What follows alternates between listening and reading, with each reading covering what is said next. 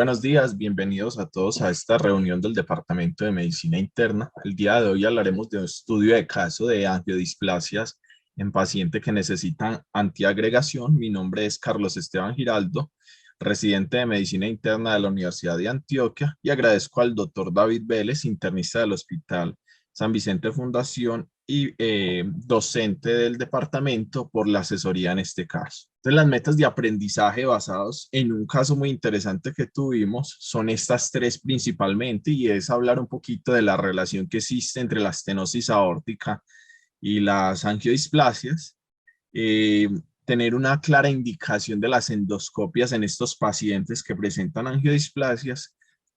Y algo interesante y que nos sucedió y nos llevó a cuestionarnos acerca de este caso, y era qué papel tenía la antiagregación en los pacientes con angiodisplasia cuando estos están sangrando.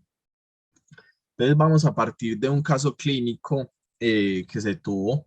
Se trata de un paciente de 69 años de edad, casado, 3 hijos, pensionado. El hombre trabajó como constructor de obra y reside en el municipio de Gómez Plata.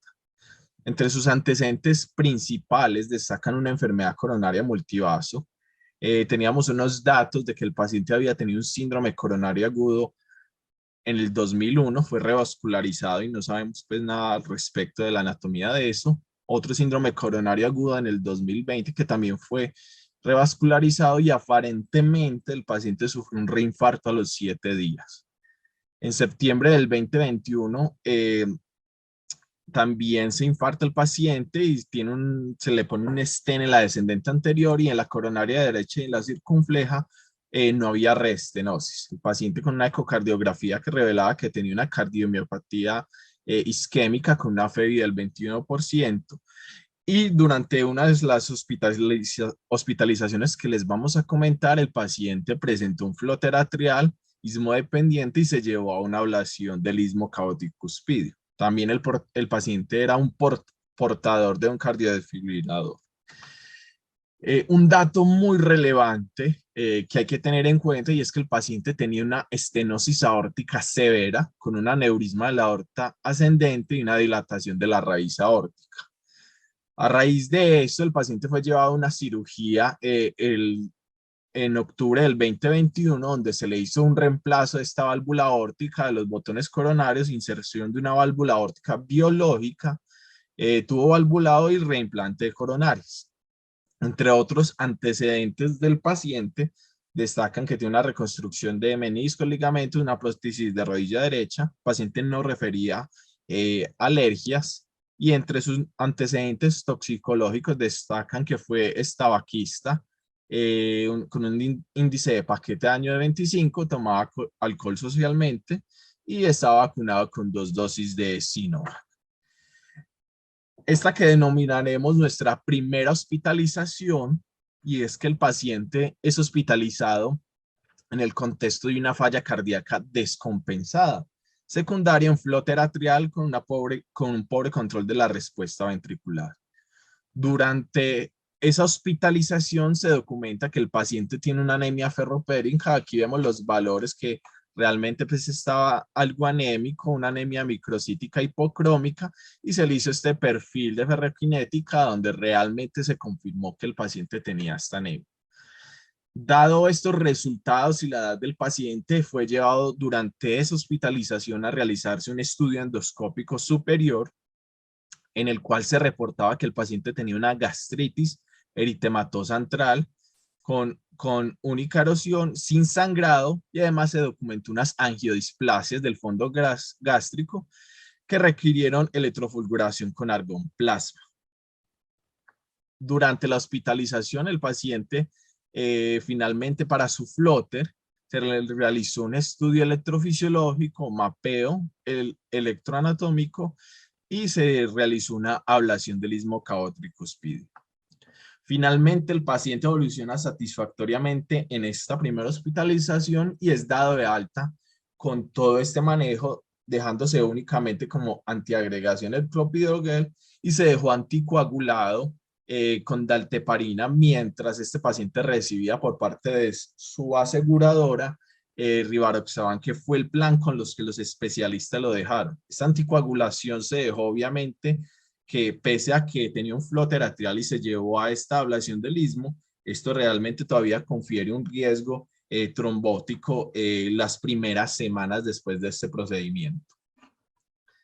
Entonces, 4 días aproximadamente después del alta del paciente, nuestro paciente reingresa a la institución en un traslado no regulado desde su municipio de residencia por un cuadro clínico aproximadamente de 48 horas de evolución, consistente en varios episodios de matemesis, melenas y además presentaba algo de pirosis. Cuando se evaluó el paciente, se le reinterrogó y él manifestaba que tomaba la fórmula, los medicamentos de las fórmulas con las que fue dado de alta, pero también algunos de su fórmula anterior. Entre ellos, entonces, el paciente estaba tomando una antiagregación dual, además estaba aplicando la alteparina que se le había formulado.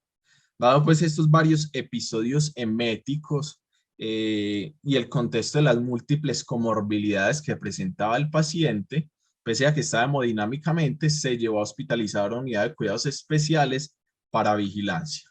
Si vemos los primeros paraclínicos del paciente cuando llegó, pues realmente lo único que destaca es que presentaba una hemoglobina de 8. Dato importante, y es que él fue dado de alta de la primera hospitalización con una hemoglobina de 11. Y no había como datos, pues no había otras alteraciones importantes en los paraclínicos iniciales. En el segundo día de hospitalización, la condición del paciente permanece estable, pero persiste con varios episodios de melenas, normotenso y ligeramente taquicárdico, pero aquí sí destacamos que ya el paciente presenta una hemoglobina de 6, por lo cual se toma la decisión de transfundir a nuestro paciente con 2 unidades de glóbulos rojos. Adicionalmente, se lleva a nuestro paciente obviamente una endoscopia. En esta endoscopia lo que realmente dicen es que hay evidencia de la escleroterapia que ya se le había hecho con argón plasma en la primera hospitalización y no se observa lesiones que estén sangrando y que sean susceptibles de alguna intervención endoscópica. En el tercer día de hospitalización, el paciente todavía está estable hemodinámicamente, algunos episodios de melenas y presenta una hemoglobina de 7.1. Lo que, dado la condición del paciente, sus múltiples comorbilidades, enfermedad coronaria, cardiomiopatía isquémica, obviamente se decide transfundir nuevamente con otras 2 unidades de glóbulos rojos y para esa fecha se tomó la decisión de que se le iba a hacer una colonoscopia y una cápsula endoscópica. Finalmente se le realiza la endoscopia a nuestro paciente y esta endoscopia lo que dice es que el paciente presenta una angiodisplasias, 4 angiodisplasias en el ciego y se le hace una terapia con argón plasma. Adicionalmente hay una enfermedad diverticular no complicada en el colon sigmoides y al sexto día de hospitalización nuestro paciente ya tiene una hemoglobina mucho más estable posterior al manejo que se le hizo a través de la colonoscopia. El paciente no presentó más episodios de melenas. Datos relevantes es que el paciente desde el principio estuvo sin la anticoagulación, no se le dio la antiagregación y se dejó únicamente con tromboprofilaxis mecánica. Entonces, haciendo un pequeño resumen de estas 2 hospitalizaciones, la primera fue el motivo de consulta, una falla cardíaca descompensada por un flóter atrial. Se le había hecho una endoscopia por hallazgos de anemia ferropénica y se encontró que había unas angiodisplasias que requirieron electrofulguración con argón plasma. Se le hizo la ablación del istmo caotricuspidio por ese flóter y se dio de alta con un solo antiagregante y con anticoagulación. Esta segunda hospitalización, que fue 4 días después de esta primera, es por una hemorragia del tracto digestivo superior con una endoscopia normal que requirió transfusión de 4 unidades de glóbulos rojos y que en la colonoscopia se había encontrado que habían 4 angiodisplasias que también requirieron terapia con argón plasma. Entonces, nuestra primera meta de aprendizaje será ver qué relación hay entre la estenosis aórtica y las angiodisplasias. Entonces, conocido como el síndrome de Heyde, La literatura lo reportan como una triada que se caracteriza por una estenosis aórtica, angiodisplasias y una enfermedad de von Willebrand adquirida, y fue reportada por primera vez en 1958 por el doctor Edward Heide, a partir de 10 casos que tenían estas características de estenosis aórtica y sangrado gastrointestinal. Referente a las angiodisplasias, son la segunda causa de sangrado de una hemorragia gastrointestinal baja en los pacientes que tienen más de 60 años después de la enfermedad diverticular, y representa aproximadamente el 40% de los casos. Referente a la estenosis aórtica, es una entidad también que se presenta en la población anciana, teniendo como tal una presentándose en el 2% de los pacientes mayores de 65 años, aumenta progresivamente con la edad su incidencia, llegando al 3% en los 75 años y al 4% a los 85 años. Este es el estudio tal vez más grande que hay acerca de la relación que existe entre la estenosis aórtica y el sangrado gastrointestinal. Este estudio realmente tiene aproximadamente 3.8 millones de pacientes durante todos estos años en varias instituciones de Australia, y básicamente demostró que había una relación importante entre la estenosis aórtica y el sangrado gastrointestinal, con un OR de 4.5, con un intervalo de confianza que es estadísticamente significativo. Este otro estudio interesante que permitía comparar a los pacientes que tuvieran estenosis mitral y estenosis aórtica en población normal y población que tuviera malformaciones arteriovenosas a nivel gastrointestinal. Y básicamente este estudio reveló que hay una prevalencia de estenosis aórtica del 31.7% en aquellos pacientes que tuvieran malformaciones arteriovenosas gastrointestinales. Y esto comparando con la población general, fue un 14% más alto. Entonces se concluyó básicamente que la estenosis aórtica fue 2.6 veces más común en los pacientes con malformaciones arteriovenosas, y si esta era severa, era 4.1 veces más común que en la población general que no tuvieran como tal esas malformaciones arteriovenosas. Otra conclusión importante también a la que llegó este estudio, y es que los pacientes los pacientes que tuvieron más sangrado gastrointestinal y estenosis aórtica fueron la población de raza negra. Entonces, básicamente, y rápido, es la fisiopatología del síndrome de Heide. Hay varias noxas que nos van a llevar a que se lleve unas angiodisplasias gastrointestinales. Básicamente, la enfermedad, la degeneración de los vasos que ocurre por la edad, la hipoxia también generada en estos vasos, y básicamente lo que habíamos dicho de la enfermedad de von Willebrand adquirida, que se da porque los multímeros del factor de von Willebrand son alterados cuando pasan por esta válvula aórtica estenótica, y esto básicamente va a alterar todo su funcionamiento, lo que va a llegar a que el paciente sea más susceptible de presentar episodios de sangrado. Una vez teniendo en cuenta esto, dentro de la literatura existen algunos reportes de caso como tal, y las guías no hacen una recomendación precisa de eso, y es que hay pacientes que se le han hecho reemplazos valvulares con el fin de controlar el sangrado gastrointestinal. Estos son algunos ejemplos de ellos, básicamente estos dos realizados en Japón, donde se le llevó al paciente a reemplazo valvular como manejo del síndrome de Heide, y básicamente hay una recuperación del sangrado y también hematológica demostrado básicamente en diferentes estudios. Este también realizado en California, Estados Unidos, donde también el paciente dejó de sangrar posterior al reemplazo de la válvula aórtica. Entonces, bajo las premisas que dijimos y que establecimos anteriormente, invitamos al servicio de gastroenterología a que nos respondiera la siguiente pregunta, y es: en el caso de un síndrome de Heide, una vez resuelto las estenosis aórtica, esperamos que también resuelvan las las angiodisplasias. Pero esa no es la pregunta. Ah, no, ya sí. Tienes toda la razón, profe Carvajal. Buenos días, muchachos, ¿cómo están? A ver, como muy bien pues tú nos has venido contando durante tu charla, hay una fuerte asociación entre el sangrado digestivo por angiodisplasias en pacientes con estenosis aórtica, ¿cierto?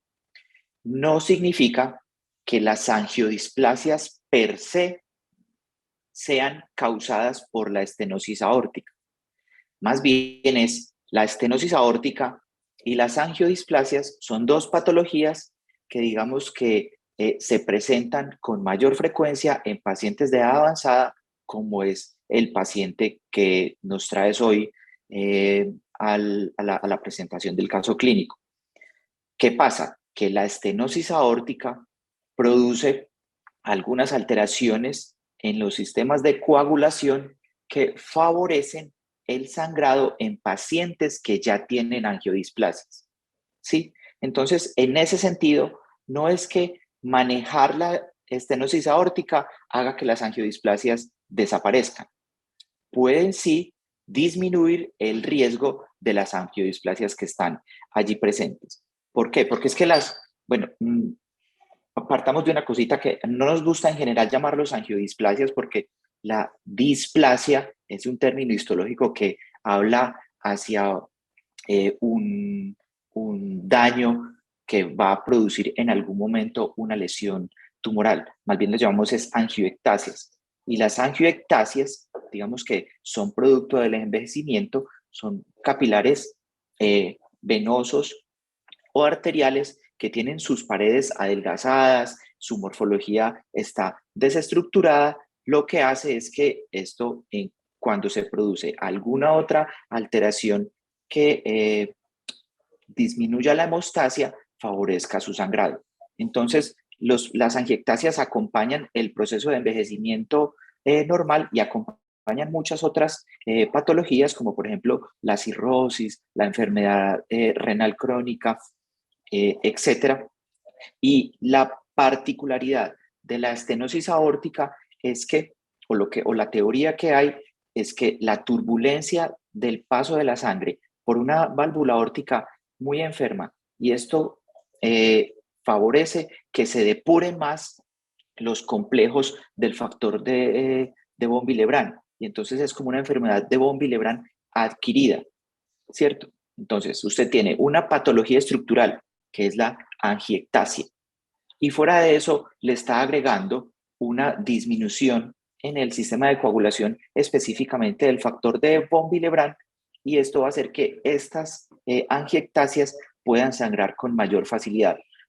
Por eso es que los pacientes con estenosis aórtica hay que buscarles angiectasias cuando no se le encuentran otros sitios de sangrado evidentes, y el manejo quirúrgico de la estenosis aórtica puede mejorar el sangrado sin que esto signifique que las angiectasias desaparezcan.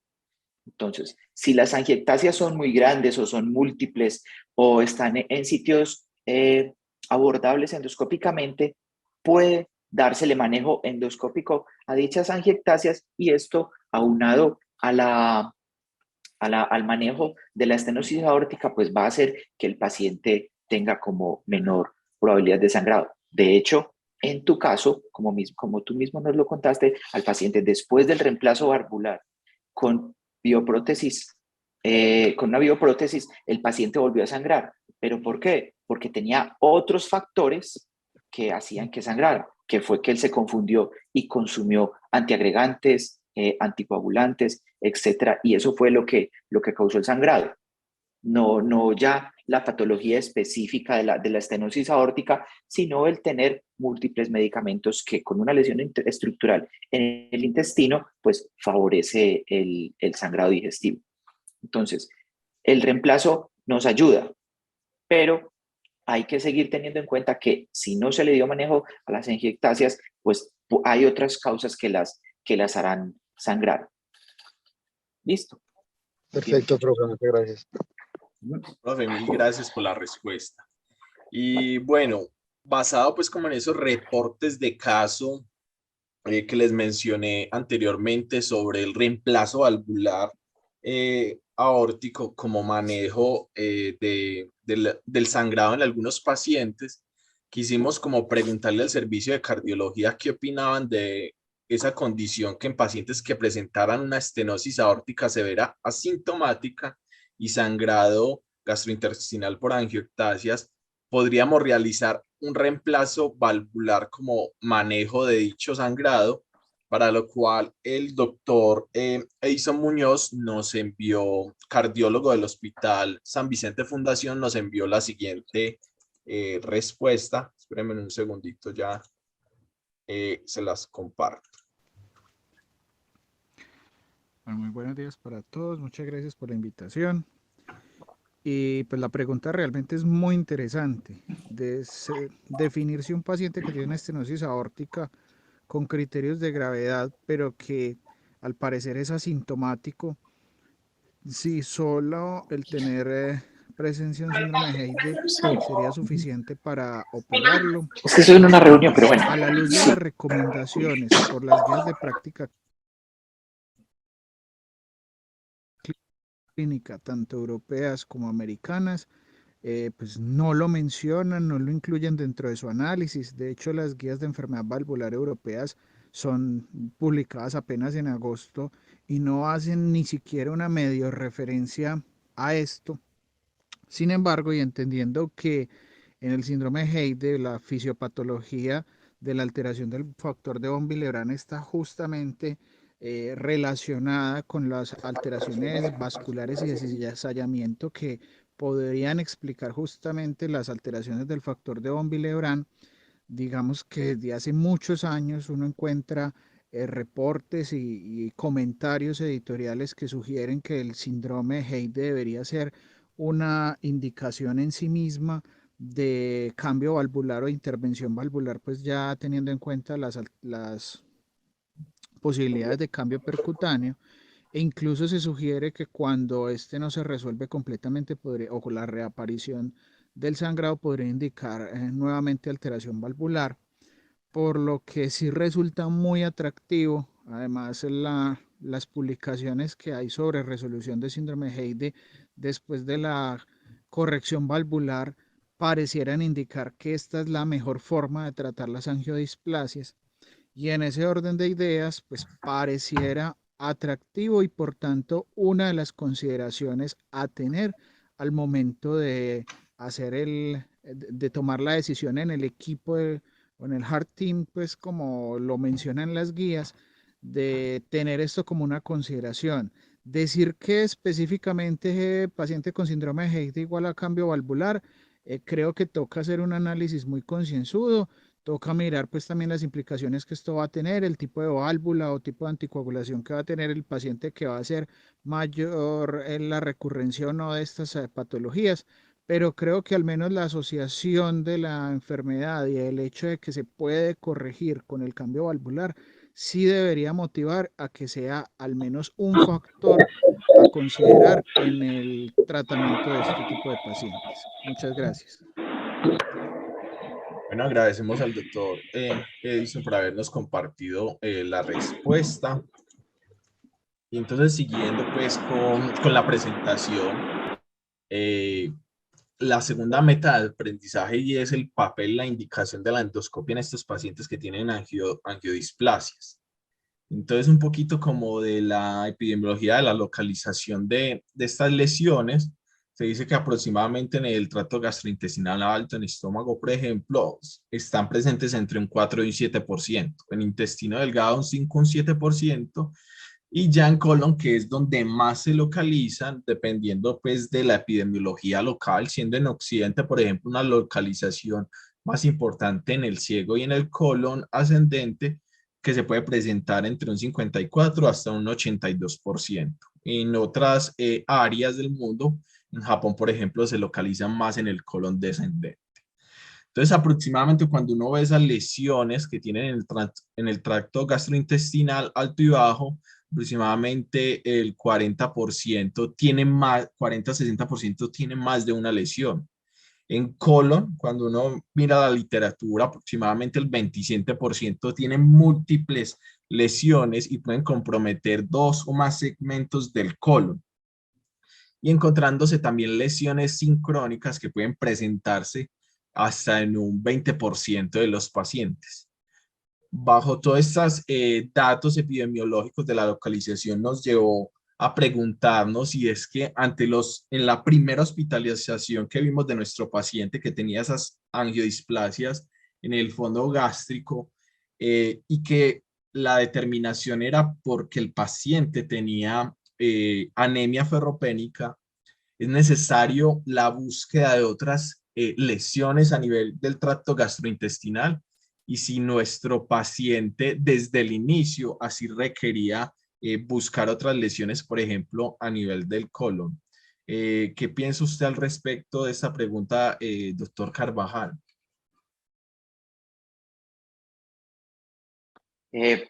Bueno, entonces, como todo, depende es de la parte clínica, ¿cierto? El paciente inicialmente tenía una anemia ferropénica, pero no nos contó que tuviese melenas, hematemesis, etcétera, etcétera. A diferencia de la segunda hospitalización, que ya el vino fue con hematemesis. Entonces, en el contexto de anemia ferropénica, en un paciente de edad avanzada, que entramos por endoscopia, que era lo obvio por iniciar por el tracto digestivo superior, se le encontraron estas angiectasias y se le cauterizaron inmediatamente. Yo creo que si él no tenía una colonoscopia reciente, es decir, en los últimos 5 años, quizás 5 o quizás 10 años, se le debería haber realizado una colonoscopia porque, como tú lo dijiste, en general el compromiso es multisegmentario. No necesariamente habría que estudiar siempre el intestino delgado por los costos, etcétera, etcétera. Todo depende de cómo se vaya dando la evolución y el compromiso del paciente, pero yo sí creo que si una vez se le realiza la endoscopia y se le encuentran estas angiectasias y no tiene una colonoscopia reciente, sí se le debería realizar una colonoscopia para buscarle lesiones del tipo angiectasia o enfermedades mucho más frecuentes y que pueden ser mucho más peligrosas por la edad del paciente, pues ya está en el tiempo de que ya nos debía varias colonoscopias de tamización para buscar lesiones tumorales que también eventualmente le podrían dar sangrado. Entonces yo creo que sí se podría haber realizado una colonoscopia, no necesariamente intrahospitalariamente, pero sí en ese contexto. Profe, y en esa primera hospitalización, no digamos la segunda donde ya todo fue tan ruidoso, sino en la primera donde encontraron esa anemia ferropénica y las angiectasias en estómago, ¿cierto?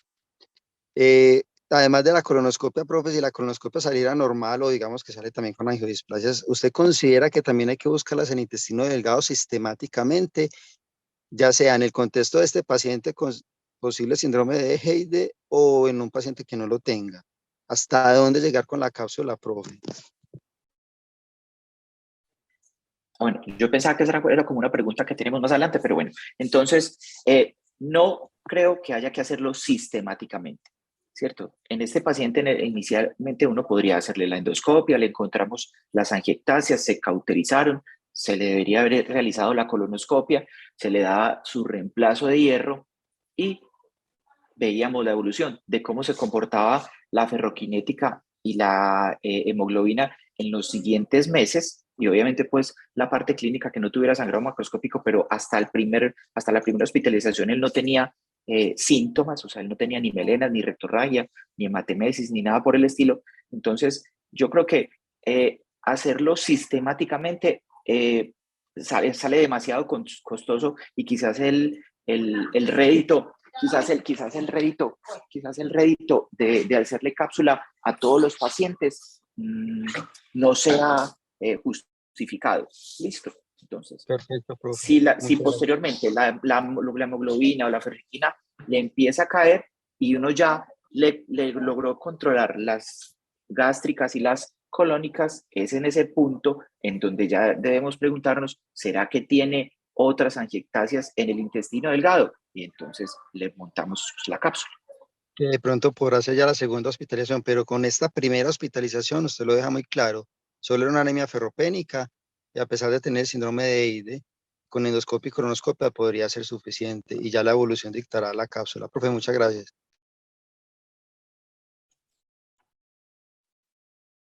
Bueno, y siguiendo como un poquito con la temática y ya un poco de lo que nos habló el doctor Carvajal y es,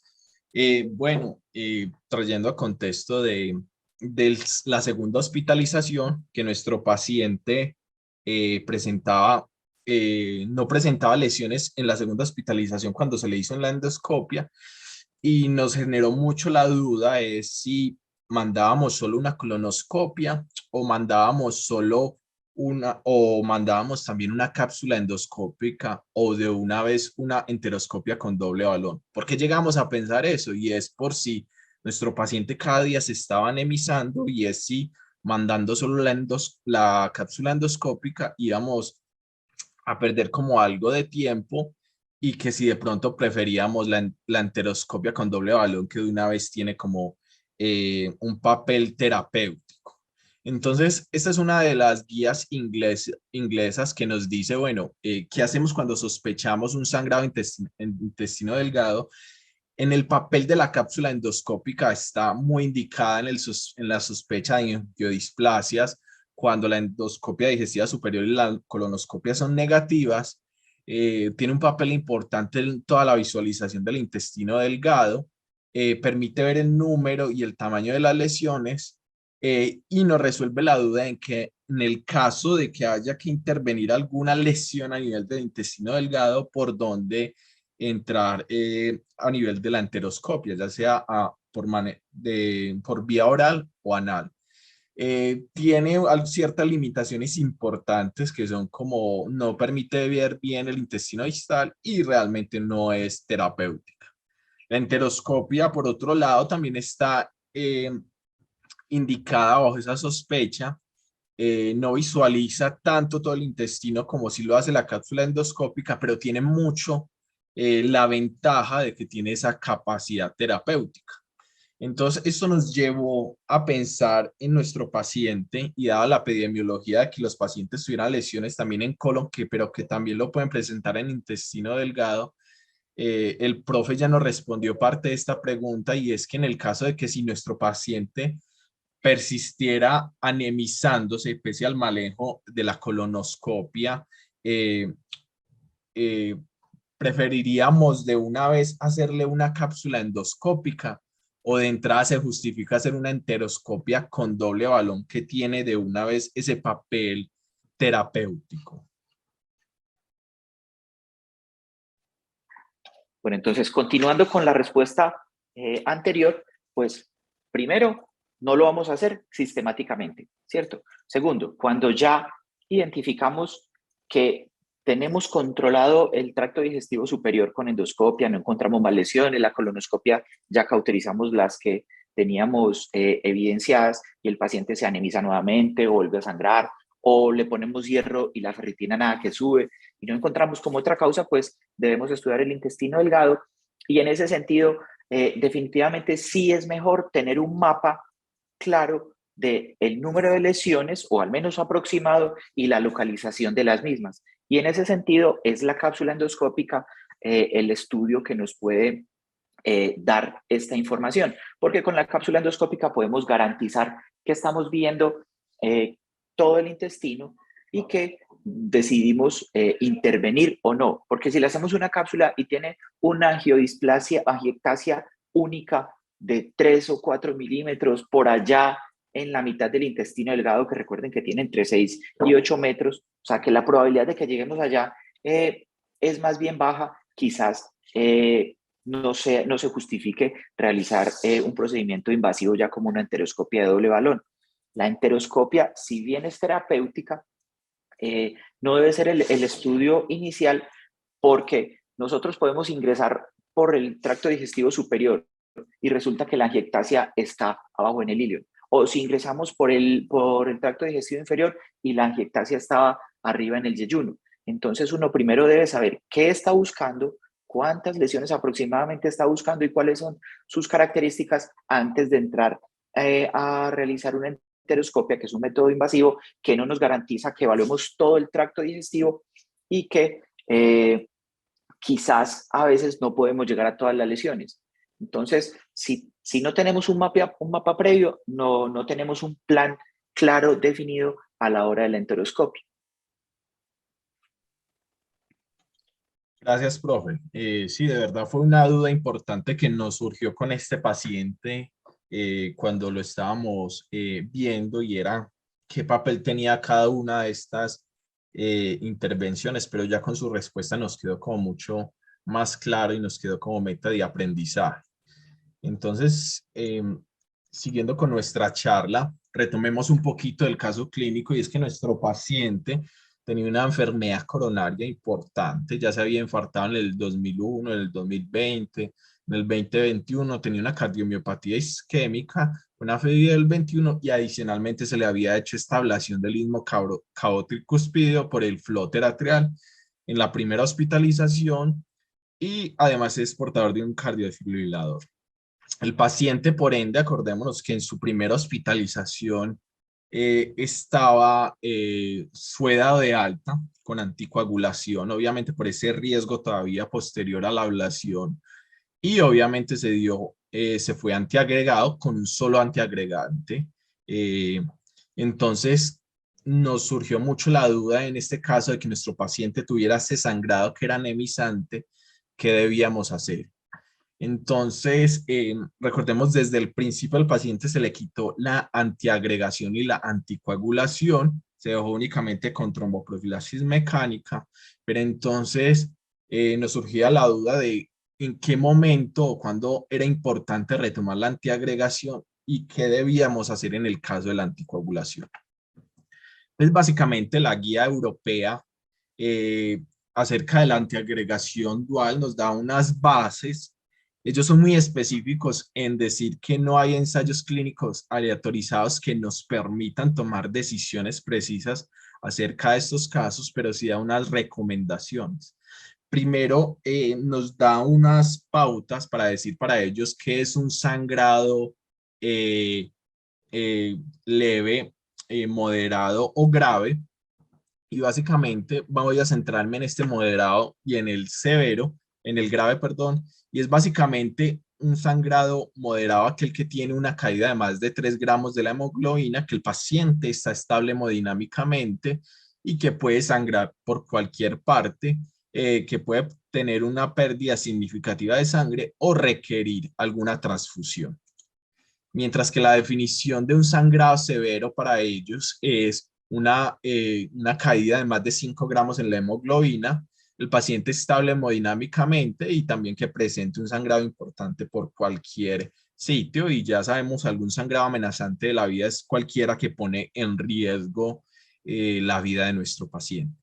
Recordemos algo importante, y es que nuestro paciente fue dado de alta aproximadamente con una hemoglobina de 11.5. Cuando llegó su primer día de rehospitalización, de reingreso, tenía una hemoglobina de 8, y al segundo día de hospitalización ya tenía una hemoglobina de 6, y que tuvimos que transfundirle 4 unidades de glóbulos rojos.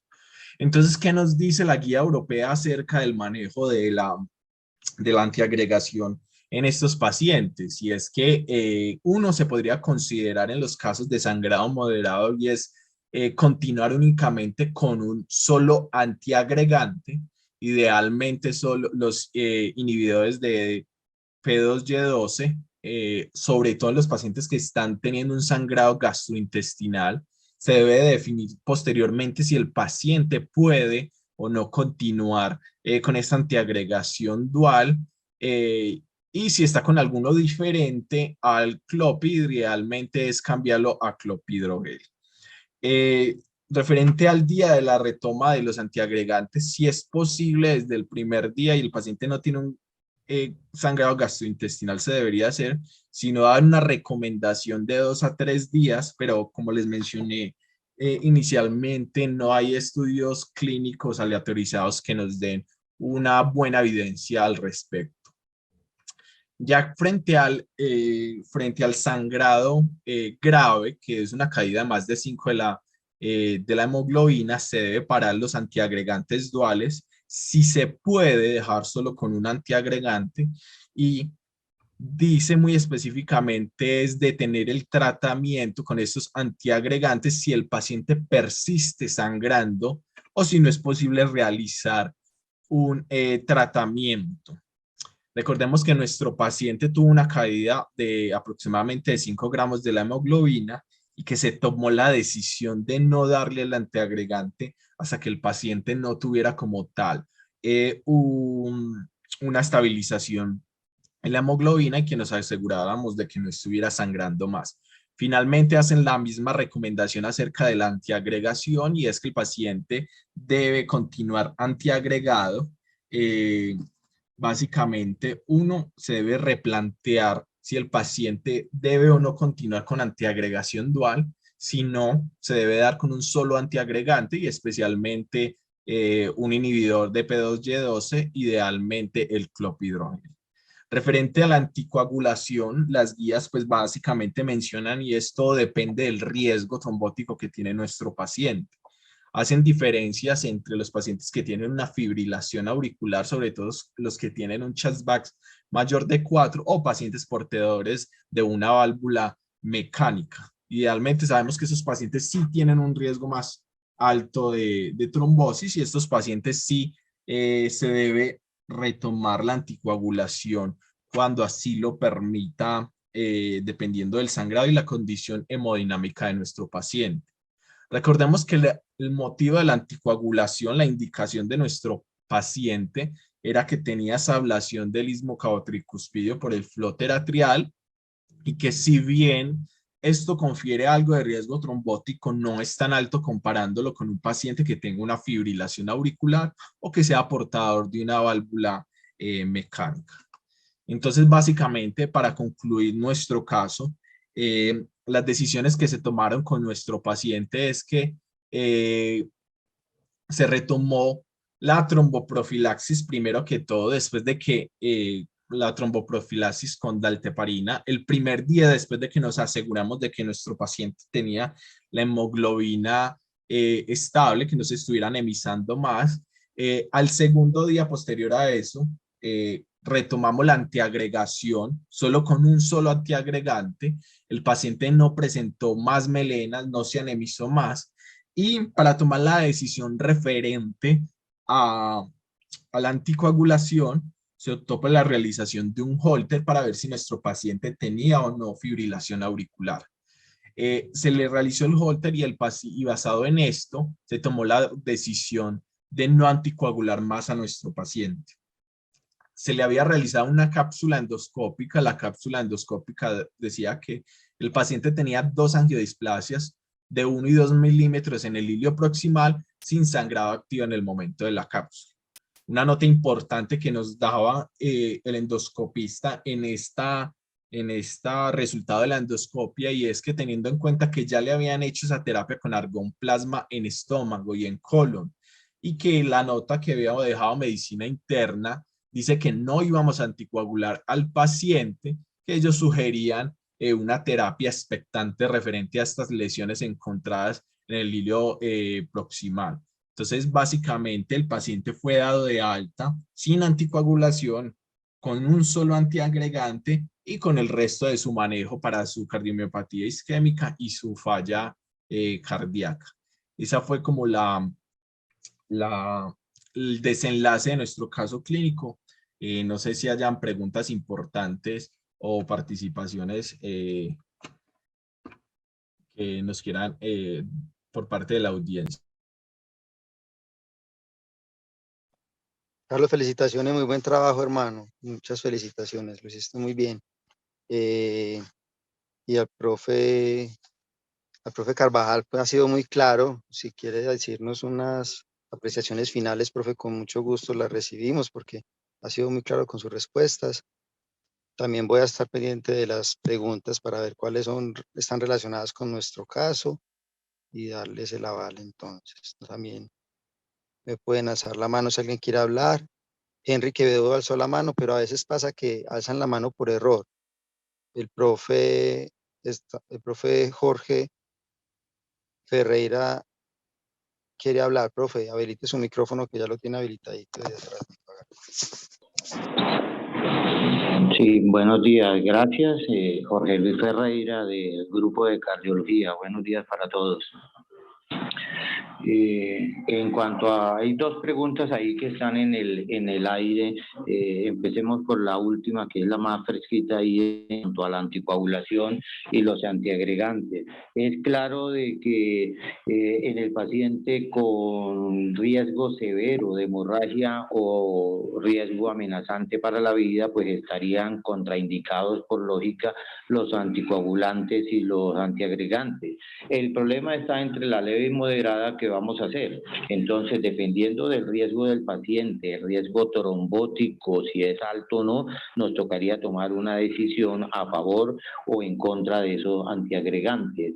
Si bien este paciente tiene la fracción de eyección disminuida, pues no tiene otros criterios protrombóticos grandes, que tenga trombo intraventricular, que tenga una válvula mecánica, y ya eso disminuye, digamos, como el riesgo de asumir el riesgo de una anticoagulación o una antiagregación fuerte.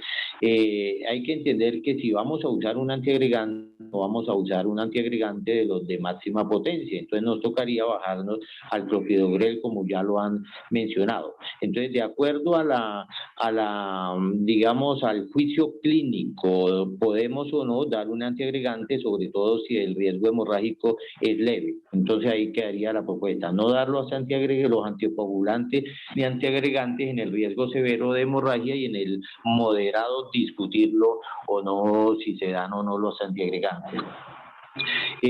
La primera pregunta que no alcanzamos como a participar ahí, que si la asociación que hay entre la estenosis aórtica y la angiodisplasia, si va a requerir o no de manera preventiva realizar reemplazo de válvula, de la válvula aórtica, sigue siendo controversia aún.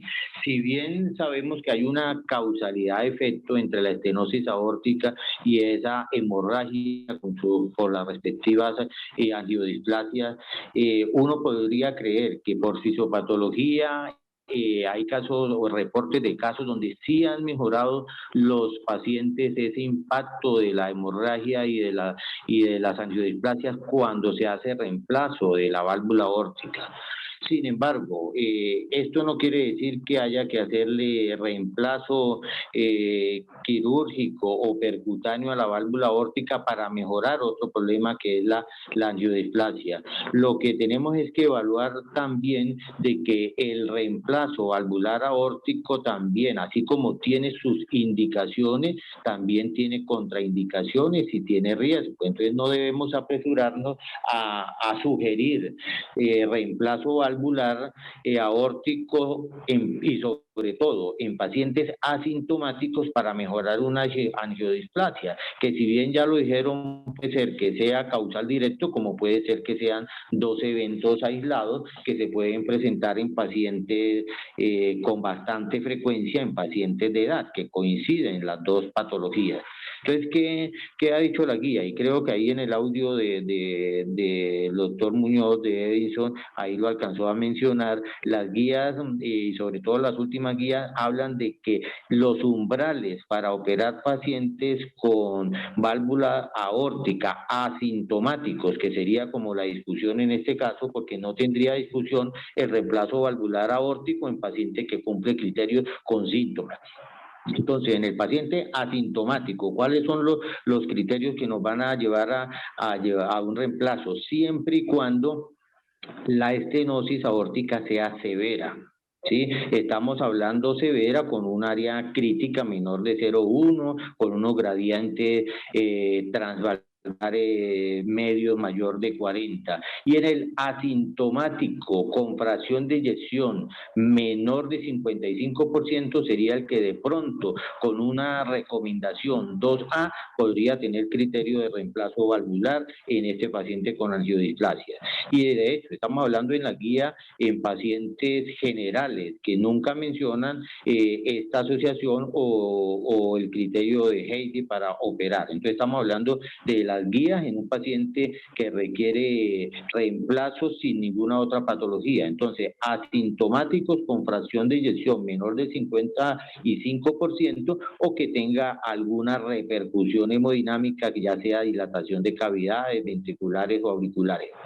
Ahora hablemos del paciente asintomático con fracción de eyección mayor del 55%, que ejerce otro reto. Entonces ahí solamente tendría indicación el reemplazo valvular en este paciente que tiene gradientes severamente altos transvalvular, gradientes medios más de 60 o que tiene velocidades transvalvulares ahí más de 5 metros por segundo, sería la única indicación de reemplazo valvular aórtico.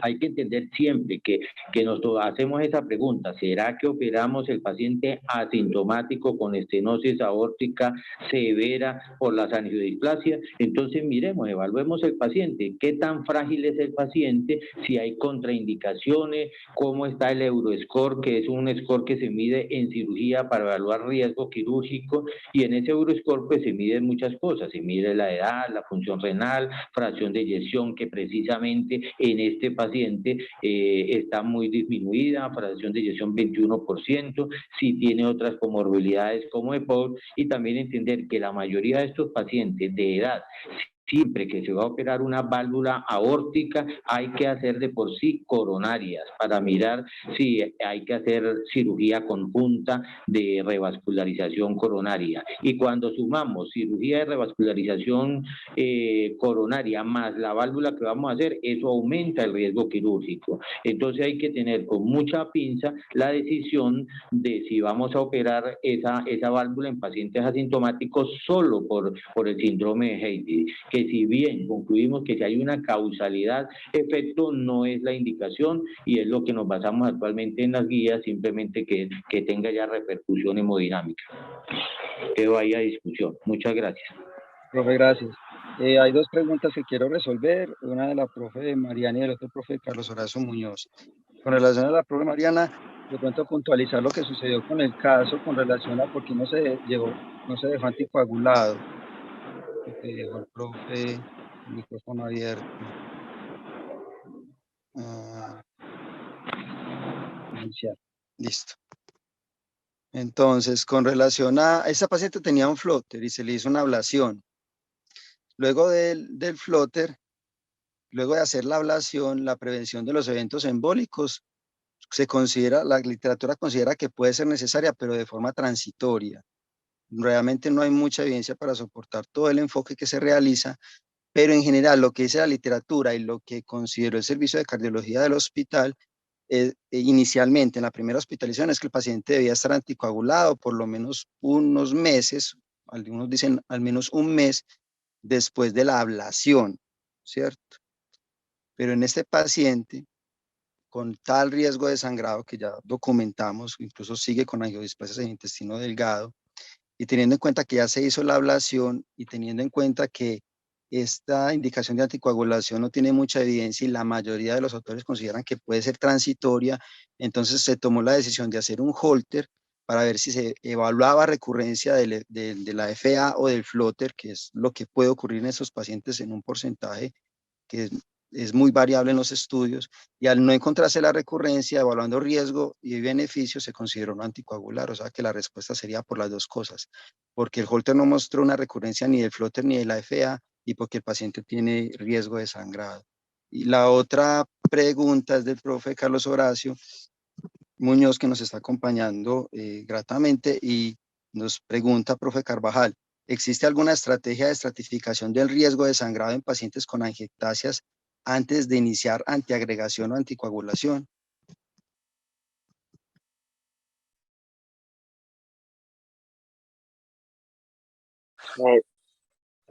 Si quiero, yo les colaboro un poco en ese sentido. Eh, en el caso específico de las angiectasias, no existe una estratificación de riesgo. Existe una estratificación de riesgo, como nos hablaba el docente anterior, con respecto al riesgo de sangrado del paciente, con respecto a los procedimientos endoscópicos, ¿cierto? Versus la patología que previamente el paciente tiene y el riesgo embólico, es decir, la FA, el TEP, la trombosis venosa profunda, pero para las angiectasias específicamente no. De hecho, uno a veces ve unas angiectasias inmensas, ingurgitadas, que no sangran, y en otros pacientes ve angiectasias pequeñas, puntiformes y sangrando, difíciles de controlar, que se les da terapia con argoplasma, etcétera, etcétera, y no logramos controlarla. Desafortunadamente, no existe una guía específica para las angiectasias y es muy variable paciente a paciente con respecto, además, a sus otras comorbilidades, si está anticoagulado, antiagregado, o en el caso de los pacientes con estenosis aórtica, de esta alteración de la coagulación adquirida.